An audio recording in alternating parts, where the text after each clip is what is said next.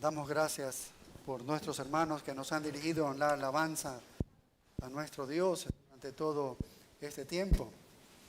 Y es un privilegio cada vez que abrimos la Escritura para ver qué es lo que el Señor nos tiene que hablar cada domingo. Y ahora abrimos nuestras Biblias en el segundo libro de los Corintios, capítulo 3. Y vamos a estudiar un pasaje que no lo vamos a terminar el día de hoy, pero constan los versículos del 1 al 6. Segunda carta a los Corintios, capítulo 3, versos del 1 al 6. Y voy a dar lectura brevemente a estos 6 primeros versículos. ¿Comenzamos otra vez a recomendarnos a nosotros mismos? ¿O tenemos necesidad, como algunos, de cartas de recomendación para vosotros o de recomendación de vosotros? Nuestras cartas sois vosotros, escritas en nuestros corazones, conocidas y leídas por todos los hombres, siendo manifiesto que sois cartas de Cristo, expedidas por nosotros, escritas no con tinta, sino con el Espíritu del Dios vivo, no en tablas de piedra, sino en tablas de carne del corazón. Y tal confianza tenemos mediante Cristo para con Dios, no que seamos competentes por nosotros mismos para pensar algo como de nosotros mismos, sino que nuestra competencia proviene de Dios, el cual asimismo nos hizo ministros competentes de un nuevo pacto, no de la letra, sino del Espíritu, porque la letra mata, mas el Espíritu vivifica. Vaya, vemos que nos habla entonces de los ministros que son competentes. Habla del pastor que es capaz. Y en algún momento u otro, todas las iglesias se enfrentan a esta tarea de seleccionar a un hombre que sea capaz, a un hombre que sea competente, a uno que sea pastor.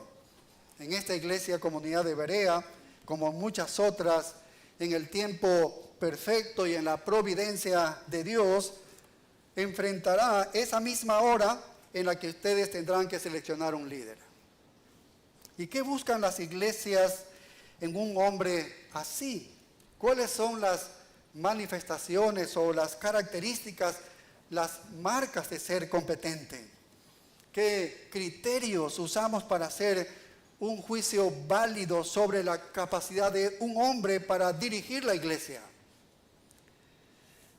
Bueno, necesitamos hacernos una pregunta que se plantea al final del capítulo 2 y el versículo 16. Recuerdan que lo estudiamos la última semana, cuando Pablo dice, y para estas cosas, ¿quién es suficiente? Esa es la pregunta.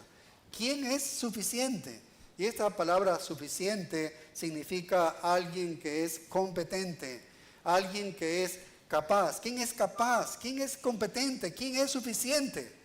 ¿Quién puede tener la competencia para asumir este deber inmenso de ser un instrumento humano a través del cual se predica el mensaje del Evangelio para la salvación de almas o también para la condenación de las almas? ¿Quién es ese hombre que sea capaz de ser el vaso que lleva el dulce aroma del conocimiento de Cristo, como veíamos la semana pasada? El Salvador de vida para unos y Salvador de muerte para otros. ¿Quién tiene esa capacidad de hablar sinceramente, con poder y claridad divinos en el nombre de Cristo, de modo que los hombres sean llevados por su respuesta a esa predicación, sea para la vida eterna o para la muerte eterna? ¿Quién? ¿Quién puede ser ese instrumento humano? ¿Quién es competente para el ministerio? Y hay una respuesta tal vez inicial por el apóstol Pablo, ¿sí? Y la respuesta está en el capítulo 3 y el verso 6. Tal vez es una respuesta inicial para la pregunta, ¿quién es competente? Y en el capítulo 3 y el verso 6 dice, el cual asimismo nos hizo ministros competentes. Y eso es interesante. Y el cual asimismo nos hizo ministros competentes. Saben que esta palabra competentes es la misma raíz de la palabra anterior cuando decíamos, ¿quién es suficiente? que lo traduce así la Reina Valera como suficiente, pero es la misma raíz que la encontramos aquí en competentes. ¿Quién es un siervo adecuado? ¿Quién es un pastor? ¿Quién es un ministro competente? Y aquí en el capítulo 3, el verso 6, Pablo dice que Dios es el que lo ha hecho un ministro competente. Dios lo ha hecho un ministro competente.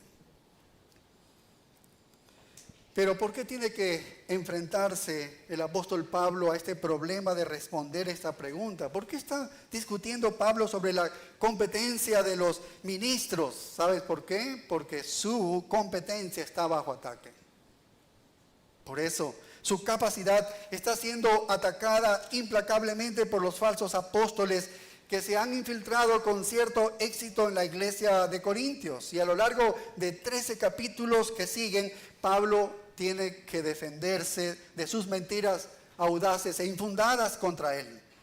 Lo acusan para desacreditarlo, quieren usurpar el lugar de Pablo y entonces, estando allí, enseñar todas sus mentiras condenatorias. Así que esta carta es para defenderse, y uno de los problemas que está en juego es su competencia, como lo ha tocado aquí ya el tema en el capítulo 3.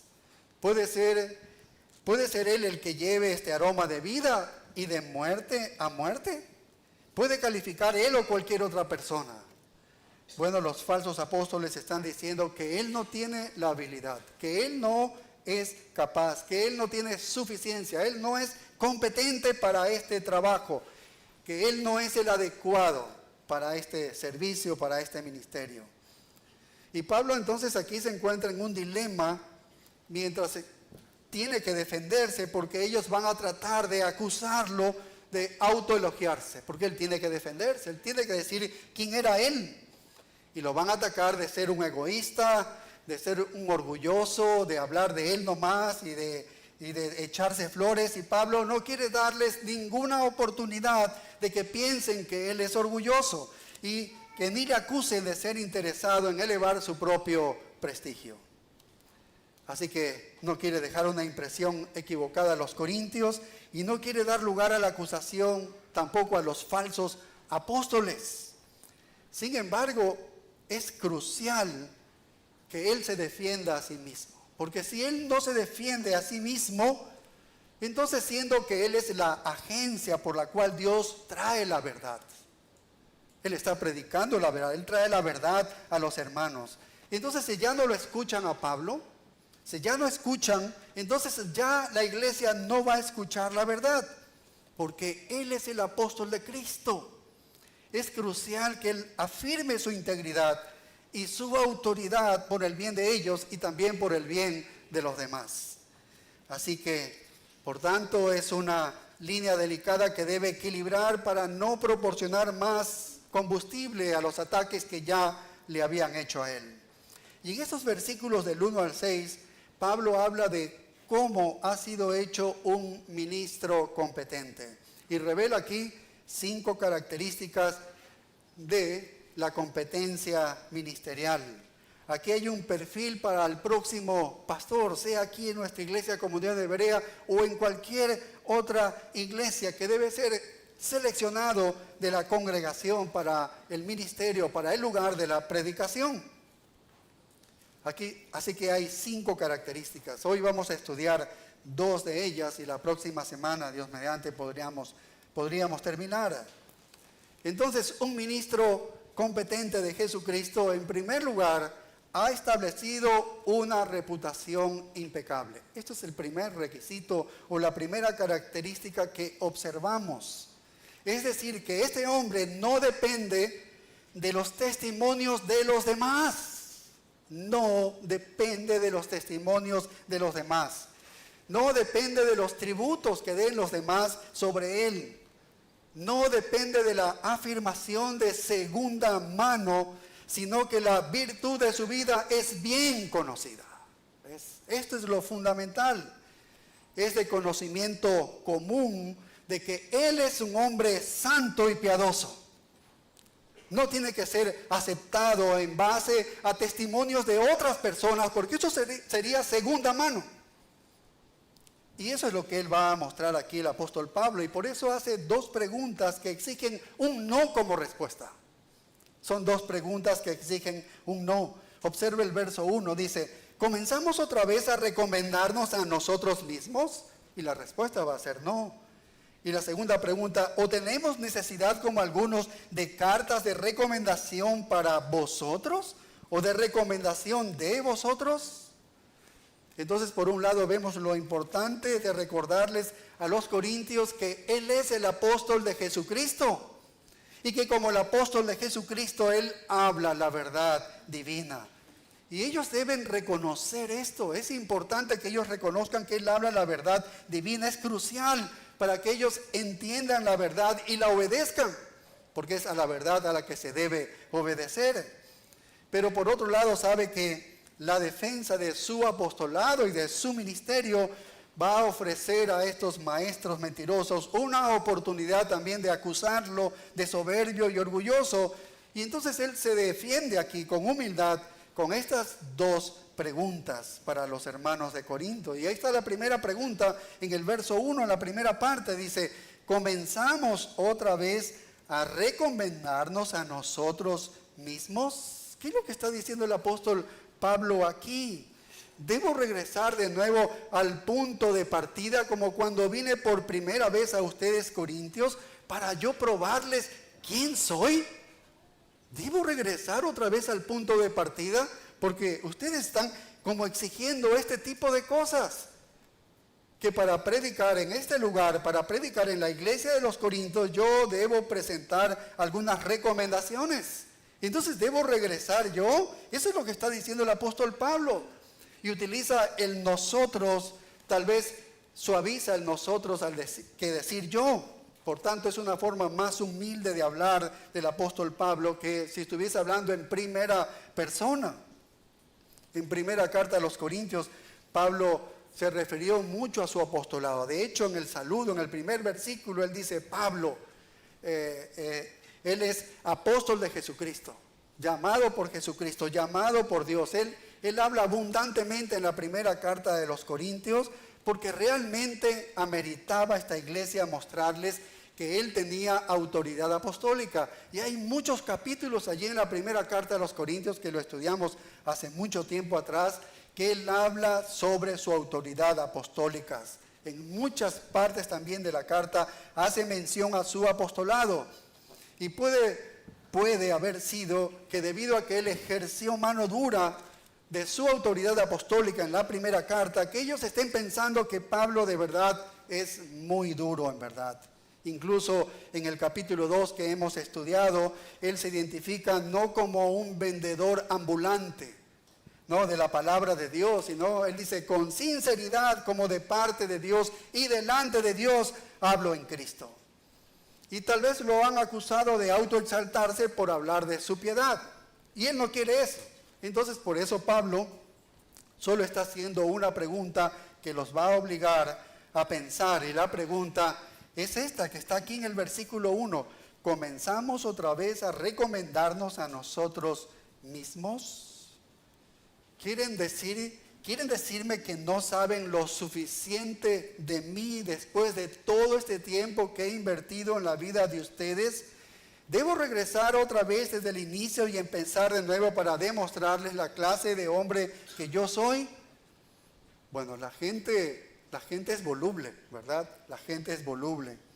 Y es increíble cómo creerán mentiras sobre alguien que conocen lo suficientemente bien como para no necesitar ser engañados. Y los falsos maestros les decían a los corintios, oye, ¿sabes qué?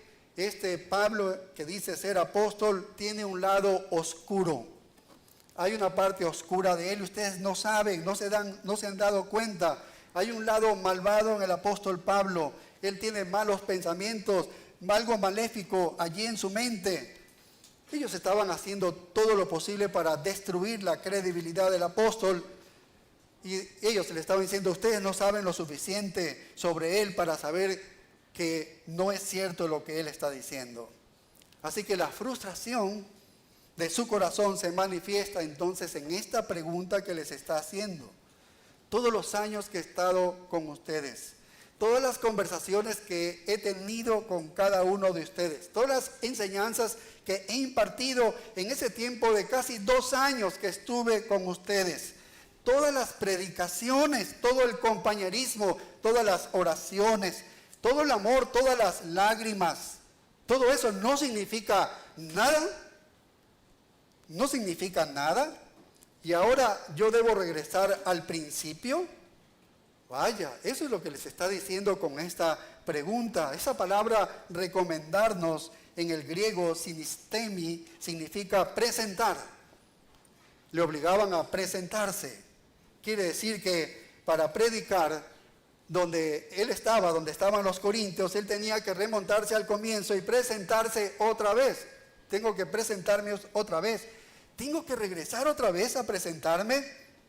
Y por eso la respuesta es no, es una negativa. ¿Cómo voy a tener que presentarme otra vez? Así que esta pregunta está en una forma que exige un no como respuesta. Pero si ustedes ya me conocen, ustedes conocen mi vida, conocen mi carácter, conocen mi piedad, saben cómo soy dentro y afuera. Durante todo ese tiempo he estado con ustedes. Yo no necesito presentarme de nuevo. Y lo que él está afirmando entonces aquí el apóstol Pablo de esta manera tan amable y humilde es su virtud. Aquí está defendiéndose. Aquí está hablando de quién es él. Está diciendo, mi virtud en realidad es legendaria entre ustedes. Ustedes lo saben muy bien. Ya lo ha dicho en el capítulo 1, el verso 12. Tengo una limpia conciencia. Mi conciencia no me acusa. Así está diciendo. Y eso está hablando de su santidad también. Y ustedes también conocen mi vida durante todo este tiempo. Yo no tengo que volver al principio. Lo que yo soy en realidad es de conocimiento común para ustedes. Ustedes lo conocen. Esa es la primera pregunta. Y luego viene la segunda pregunta, que también exige un no como respuesta. Y dice así el verso 1. O tenemos necesidad, como algunos, de cartas de recomendación para vosotros, o de recomendación de vosotros. Mira, los falsos maestros no solo estaban tratando de convencer a los corintios de que Pablo tenía un lado oscuro, oculto, alguna parte perversa y corrupta de su vida de la que no estaban conscientes, sino que también estaban diciendo que él no tiene cartas de recomendación. No tiene los documentos adecuados. Él no está presentando lo que debe presentar todo verdadero ministro. De eso le estaban acusando al apóstol Pablo. Y las cartas de recomendación en realidad eran parte de los tiempos antiguos, como también es parte de los tiempos actuales y modernos. En el Antiguo Testamento, Nehemías 2:7, Nehemías pidió al rey documentos que le avalen, que le recomienden a pedir dinero a otras naciones para la reconstrucción del muro en Jerusalén. En el Nuevo Testamento también observamos en el libro de los Hechos, recuerdan cuando Pablo no era Pablo, sino Saulo de Tarso, el perseguidor de la iglesia, cómo él pidió cartas de recomendación al sumo sacerdote para que en las tierras de Damasco le den el permiso, la autoridad de coger a los cristianos y llevarlos presos. Y hubo momentos en la iglesia primitiva también cuando se escribieron cartas de recomendación para presentar a las personas a nuevos grupos que no conocían a estas personas. Y era importante esas cartas.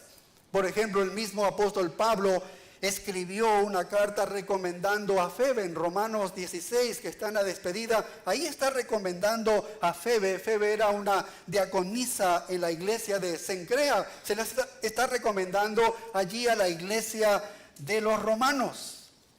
Así que las cartas de recomendación han sido parte de la vida y siguen siendo parte de la vida. Cada vez que usted va a buscar un trabajo, usted va a algún lugar para una entrevista o quieres que te presenten a alguien, una persona que te conoce, o documentos que avalen de lo que tú eres, de lo que tú haces.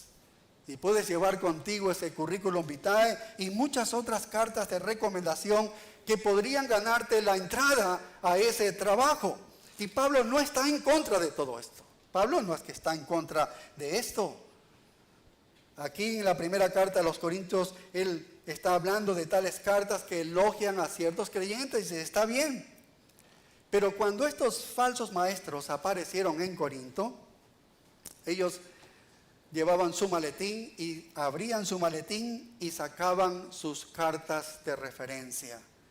Y tenían algunas credenciales bastante importantes, ¿no? Y que sorprendían a los hermanos de Corinto. Y eso es a lo que Pablo se refiere con esta pequeña frase en el verso 1 cuando dice, como algunos. Necesitamos, como algunos, dice, cartas de recomendación para ustedes o de recomendación de ustedes. Indudablemente vemos que los falsos maestros lograron su entrada a la iglesia de Corinto debido a estos impresionantes documentos que presentaron allí. Probablemente ellos vinieron de la misma ciudad de Jerusalén y eran falsos maestros y pueden incluso haber estado asociados con la iglesia de Jerusalén. Seguramente estaban asociados porque había unos de la secta de los fariseos que se aferraban a la ley mosaica y ellos aparecen en el concilio en Hechos 15:5. Cuando está el concilio allí, en Hechos 15:5, pero dice algunos de la secta de los fariseos que habían creído se levantaron diciendo es necesario circuncidarlos y mandarles que guarden la ley de Moisés. Mira, aparentemente habían creído en Cristo, ellos podrían decir, sí, Cristo te salva, pero ¿sabes qué? Es necesario, dice, que te circuncides y que guardes la ley de Moisés. Ahí está el problema. Estos eran los falsos maestros. Y cuando Pablo está señalando aquí en el versículo 1, cartas de recomendación para vosotros, es decir, me exiges que yo te presente cartas de recomendación para ustedes. ¿Sabes lo que estaba ocurriendo allí? Quiere decir que estos falsos maestros sabían a dónde tenían que ir, a qué lugar debían ir, porque sus cartas estaban dirigidas a los corintios. Eso es lo que les estaba pidiendo los hermanos a Pablo. Mándanos cartas dirigidas a nosotros. ¿Por qué? Porque ya se lo habían presentado los falsos maestros, lo que quiere decir que estos falsos maestros sabían dónde tenían que ir. Todo estaba planificado, todo era preparado por ellos. Y esta última frase que dice, de vosotros, muestra que así es como ellos ejercían el oficio, ¿no? No se quedaban mucho tiempo en esos lugares porque sus vidas estaban corrompidas. Ese es un falso maestro. No fueron genuinamente regenerados. Estos falsos apóstoles no fueron genuinamente regenerados. Eran falsos. Por eso eran falsos maestros, falsos apóstoles. Y no querían quedarse mucho tiempo en cada lugar o el carácter de su vida se iba a manifestar. Se iba a manifestar el carácter de su vida. Pero se quedaban el tiempo suficiente para confundir y destrozar la iglesia.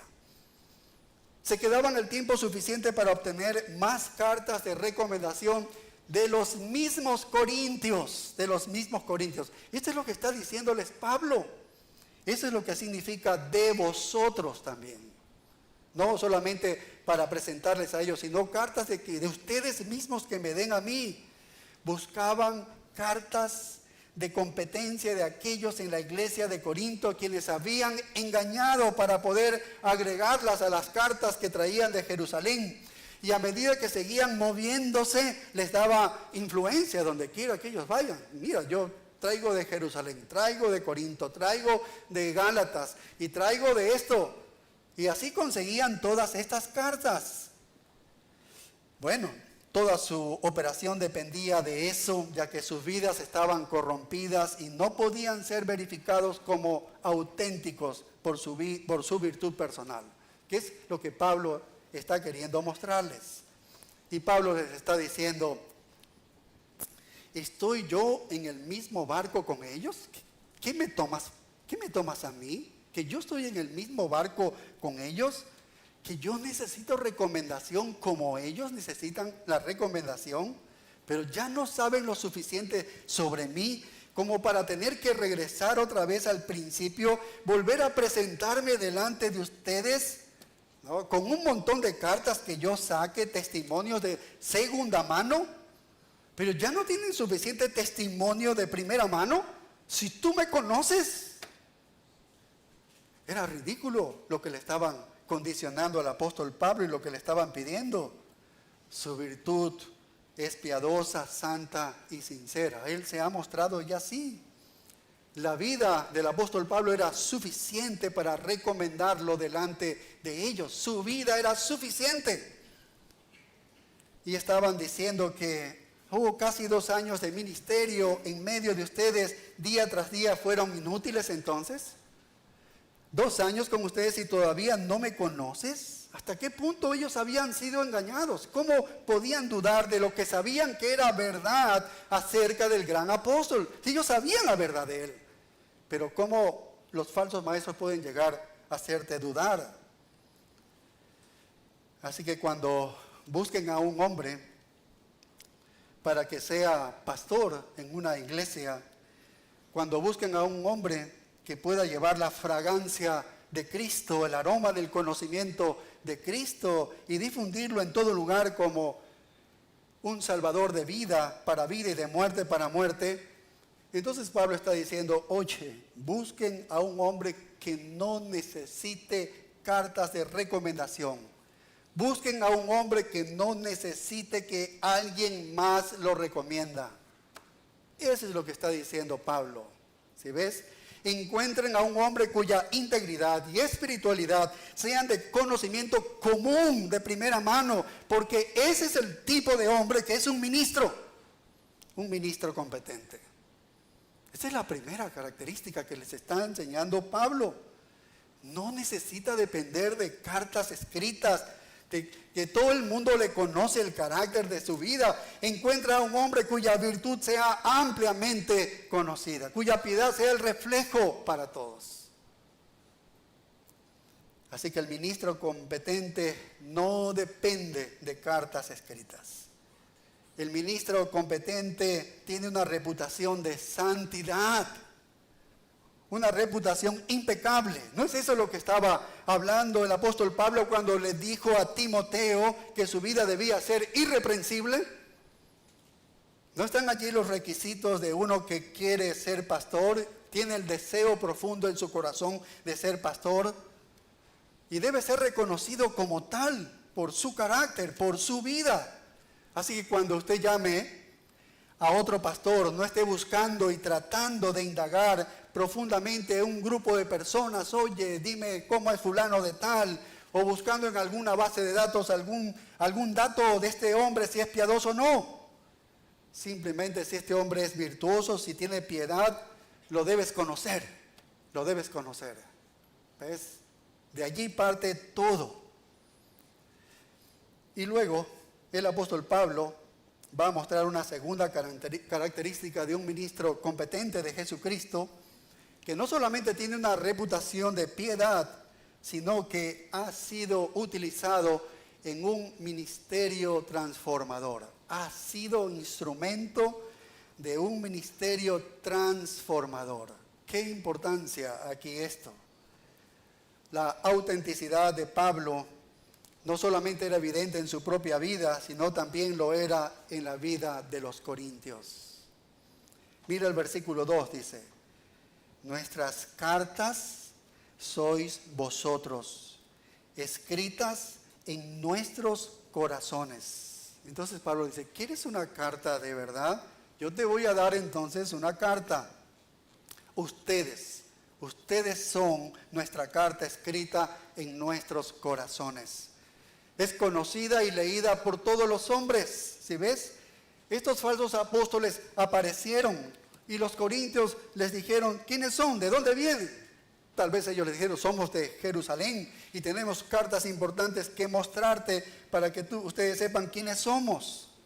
Seguramente no muchos leían en aquellos tiempos, no todos podían leer cartas, pero sabían leer cartas o el testimonio de otras personas acerca de estos individuos, escritas con tinta en un pedazo de pergamino, leído por unos pocos y luego difundían esa palabra, eso que habían leído. Y Pablo dice, mira, yo tengo una carta mejor que esa. Ustedes son la carta. Ustedes son la carta.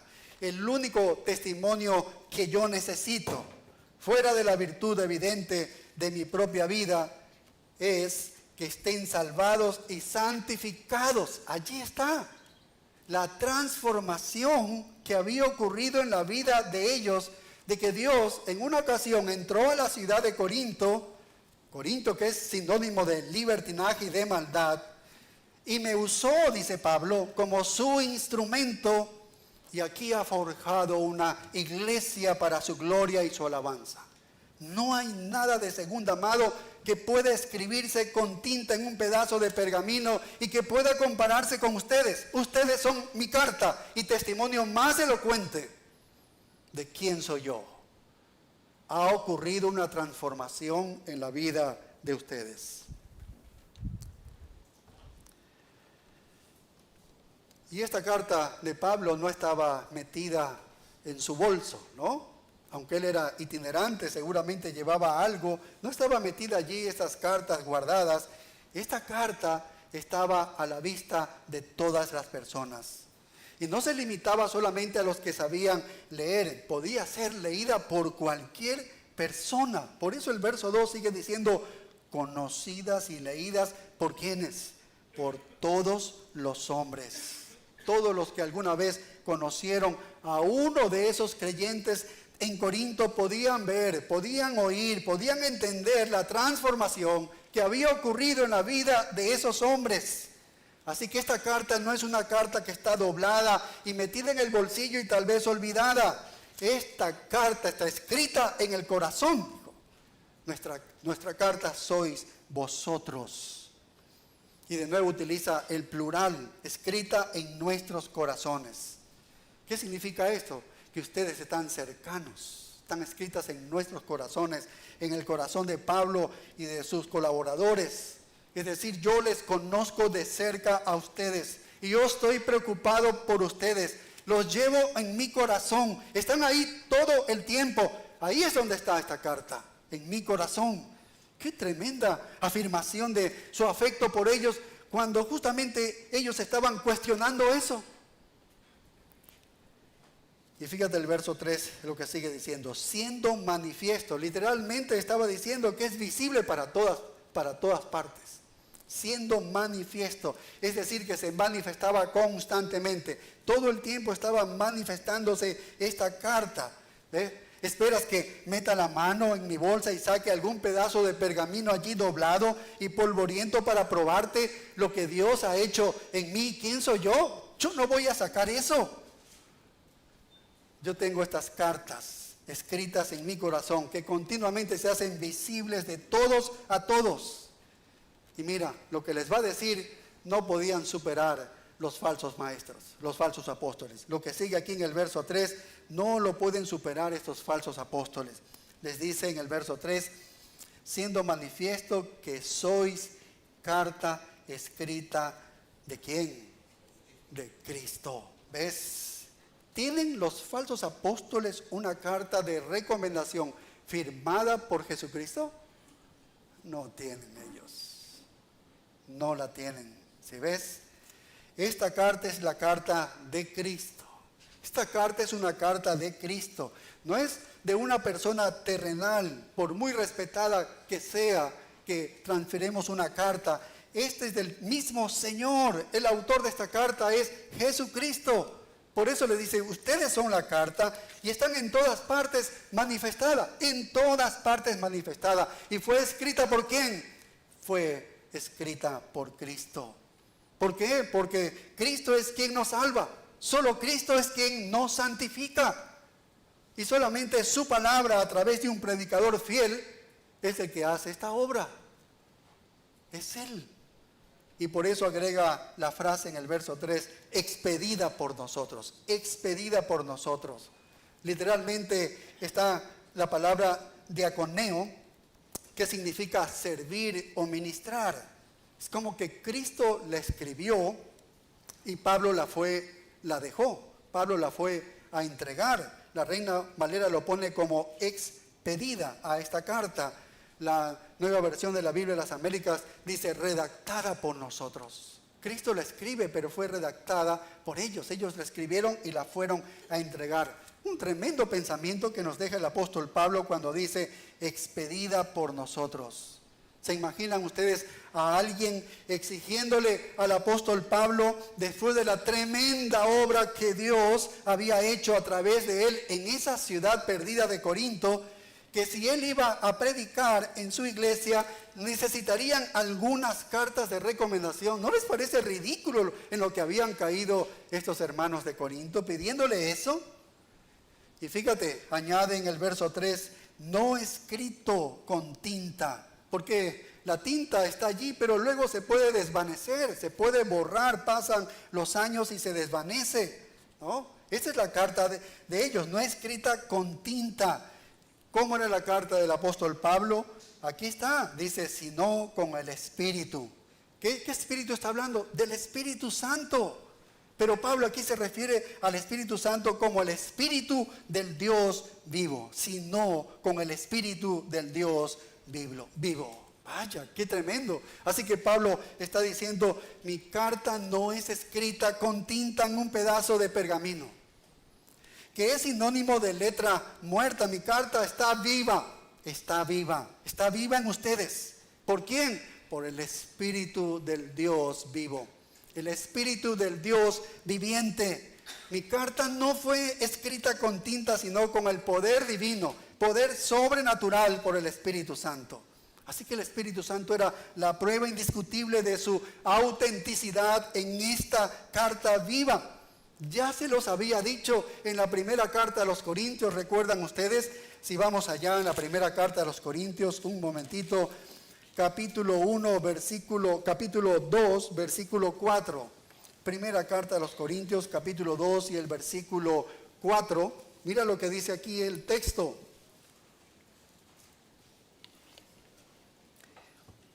Y mi mensaje y mi predicación no fueron con palabras persuasivas de sabiduría, sino con demostración del Espíritu y de poder, para que la fe de ustedes no descanse en la sabiduría de los hombres, sino en el poder de Dios. Así que yo llegué a ustedes y no les prediqué sabiduría humana, yo proclamé la palabra de Dios. Y el Espíritu de Dios se movió entre ustedes y ustedes fueron transformados, ustedes fueron salvados y ustedes fueron santificados.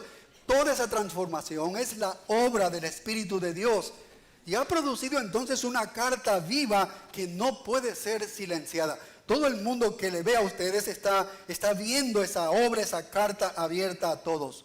Puede ser leída y conocida por todos los hombres. Esa es mi carta, dice el apóstol Pablo. Esa es mi carta, está en mi corazón, escrito por Cristo a través de la agencia del Espíritu Santo. Y yo soy el tipo que la escribió y se la entregó. ¿Qué más recomendación ustedes necesitan?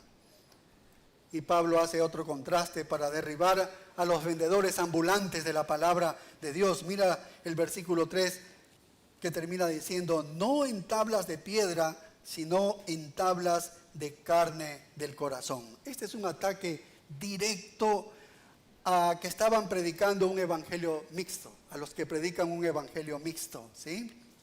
Que han tomado el cristianismo y lo han diluido con el judaísmo, con la circuncisión, con la ceremonia mosaica, que están tratando de sostener la ley, unir la gracia, la obra con la fe.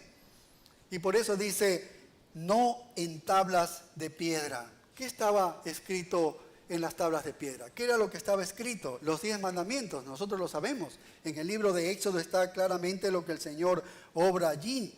Cuando Moisés acabó de hablar con el Señor en el monte Sinaí, 2 tablas de testimonio, tablas de piedra escritas con el dedo de Dios, dice, el dedo de Dios. Y si vas a Éxodo 32:15, si vas al libro de Éxodo 32:15, mira lo que señala. El libro del Éxodo, capítulo 32, y el verso 15, dice, y volvió Moisés y descendió del monte trayendo en su mano las 2 tablas del testimonio.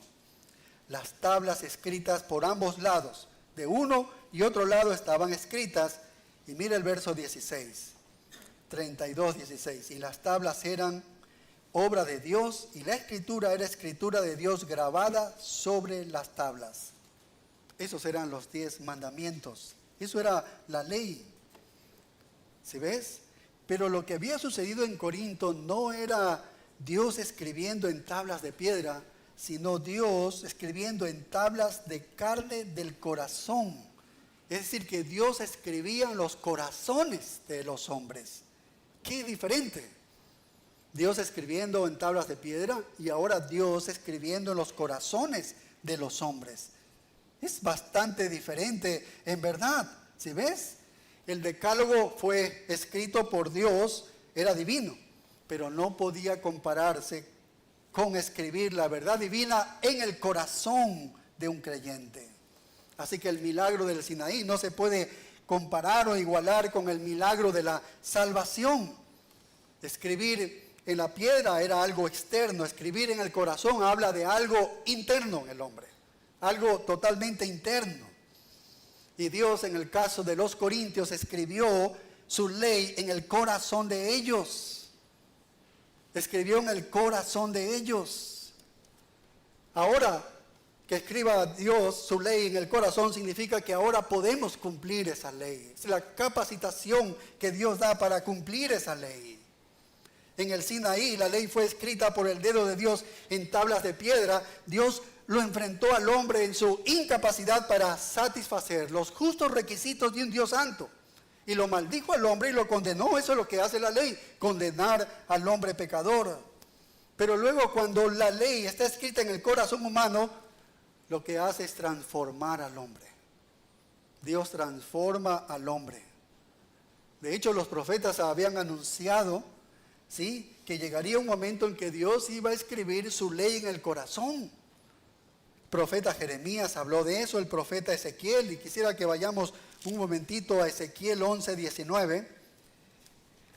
Ezequiel 11:19, hay 2 textos aquí en Ezequiel. Jeremías también lo señala, ¿no?, que en el futuro hará un pacto con la casa de Israel. Dice, después de aquellos días, dice Jehová, y daré mi ley, dice, en su mente y la escribiré en su corazón y seré para ellos Dios y ellos me serán por pueblo.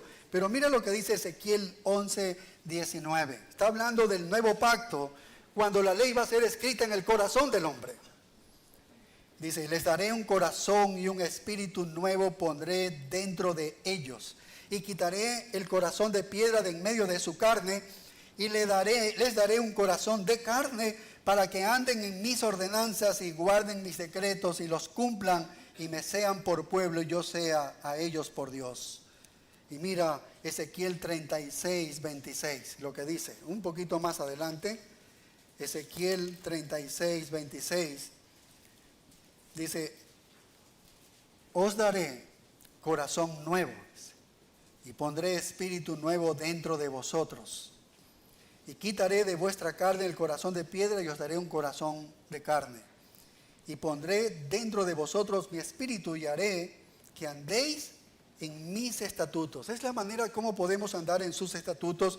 Y dice, y guardéis mis preceptos y los pongáis por obra. Todo esto tiene que ver con lo que Dios va a hacer en usted.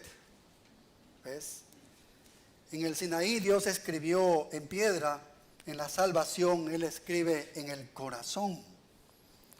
Y ¿sabes qué? Los falsos apóstoles estaban colgados de las tablas de piedra. Porque eso era lo que ellos estaban ofreciendo. Abogaban por la salvación por obras, por ritos externos. Porque si te circuncidas, si haces la ceremonia, si cumples esto, si haces esto de acá, todas las ceremonias del Antiguo Testamento, pero Pablo lo que dijo a los Gálatas es ciertísimo para ellos aquí, se aplica aquí en Gálatas 3:3 cuando le dijo, tan necios sois, porque Galacia también había sido infestada por los falsos apóstoles y estaban regresándose a la ley. Les dice, oye, tan necios sois habiendo comenzado por el Espíritu. La obra de salvación fue sobrenatural en ustedes. Así comenzaron la vida cristiana con una obra sobrenatural de transformación por el Espíritu Santo. Y luego les dice, ahora vais a acabar por la carne. ¿Sabes lo que les quiere decir? Es, ahora quieres sustentarte el resto de tu vida. Ahora quieres santificarte en la fuerza humana que tú tienes. Dice, ¿que eres necio? ¿Son necios ustedes? ¿Cómo puedes hacerlo? Es decir, Dios te justifica y te salva y luego te deja allí para que tú en las fuerzas y en los méritos tuyos te sustentes en la santificación. Imposible, dice el apóstol Pablo. No, eso es anular la gracia. Eso es anular la gracia. El Espíritu Santo ha obrado salvación en un creyente. Y el mismo Espíritu Santo es que te lleva a la santificación, porque solo el poder de Él es que puede mantenernos fieles y firmes en el Señor. Así que Dios prometió a través de los profetas que iba a venir un día en que su verdad sea escrita en el corazón, y ese día llegó y los corintios fueron transformados.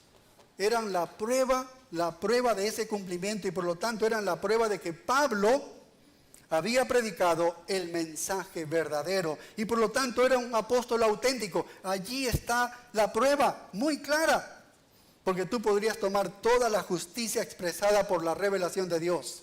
Aquí está la revelación de Dios y tomas ahí toda la justicia expresada aquí, todo lo que dijo acerca de la justicia, y lo puedes reducir a los 10 mandamientos, y esos 10 mandamientos pueden reducirse en 2 declaraciones, como lo dice el Nuevo Testamento.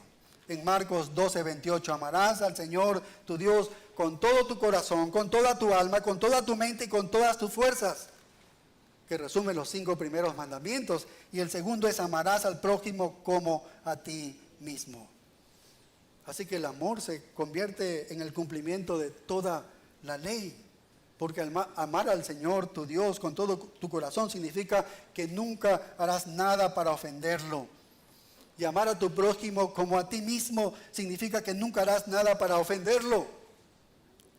Y esa es la suma de toda la ley. Si amas así a Dios y al hombre, entonces cumples toda la ley. Y eso es lo que sucede cuando llegas a ser salvo. Eso es lo que haces cuando eres salvo. El Espíritu de Dios entra, escribe la ley en tu corazón, y ya no es algo externo que no puedas hacer, es algo interno que fluye en la vida del creyente para obedecer ahora esa ley. Por eso en Romanos 8:4 dice, para que la justicia de la ley se cumpliese en nosotros. Entonces Pablo está diciendo, miren, ya tienen la ley escrita en sus corazones, ¿por qué quieren volver a lo externo? ¿Cómo así quieren regresarse a lo externo? Yo no necesito ninguna carta de recomendación, ustedes son la única carta de recomendación que necesito. Y no está metida en mi bolso, en mi maleta, está en mi corazón, todo el tiempo está en mi corazón. No es algo que solo unos pocos pueden leer, sino que lo puede leer cualquiera que le ha visto a ustedes, que le conocen. Ustedes son una carta escrita por Cristo, simplemente ha sido entregada por mí. Y no escrita con tinta, sino escrita con el Espíritu de Dios, y no clavado en piedra, sino en el corazón. Así que Pablo afirma entonces su competencia. ¿Cómo afirma su competencia Pablo en estos 3 versículos que hemos estudiado?